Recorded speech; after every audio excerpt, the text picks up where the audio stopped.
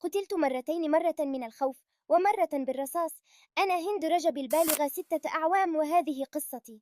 في 29 من يناير هذا العام كنت مع شقيق جدي وزوجته وأطفالهما في السيارة أثناء محاولتنا التوجه إلى مكان آمن، بعدما شعرنا باقتراب الخطر من المنطقة التي نزحنا إليها. في حي تل الهوى في غرب مدينة غزة تفاجأنا في الطريق بوجود دبابات أمامنا. بعدما قطعنا مسافة قصيرة وأطلقت الدبابات النار على سيارتنا مباشرة، مات جميع من حولي أمام عيني. بقيت أنا وابنة شقيق جدي ليان البالغة 13 عاما محاصرين في السيارة حتى اتصل جدي بنا، وردت ليان وأخبرته ما حصل. وحين اتصل المسعفون من الهلال الأحمر الفلسطيني بنا سمعوا إطلاق الرصاص علينا. الو مرحبا. ايوه بتدخل علينا الدبابه جنبي. انتوا متخبيين؟ في السياره احنا جنبينا الدبابه. انتوا جوا السيارة؟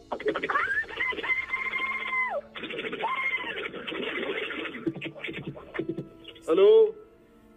وسمعوا صرخاتي التي أقشعرت أبدان الملايين، ثم انقطع الاتصال. عاودوا الاتصال مرة أخرى وقمت بالرد أنا. خذيني تعالي. أجي أخذك؟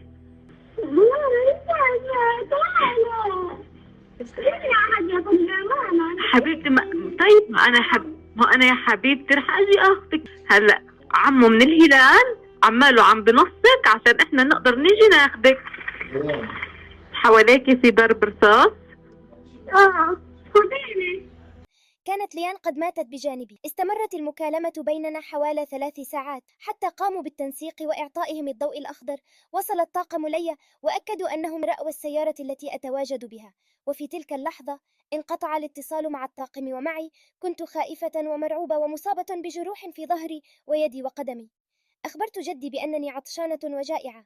هذا آخر ما قلته. اختفيت أنا والطاقم الذي أتى لإنقاذي حتى عثروا على جثتنا بعد 12 يوما مصابين بوابل من الرصاص. وتم قصف سيارة الإسعاف، وأثارت قصتي جدلا واسعا لدى الغرب حتى تم فتح تحقيق، وقال الاحتلال أن قواته لم تكن في تلك المنطقة أثناء حدوث إطلاق النار.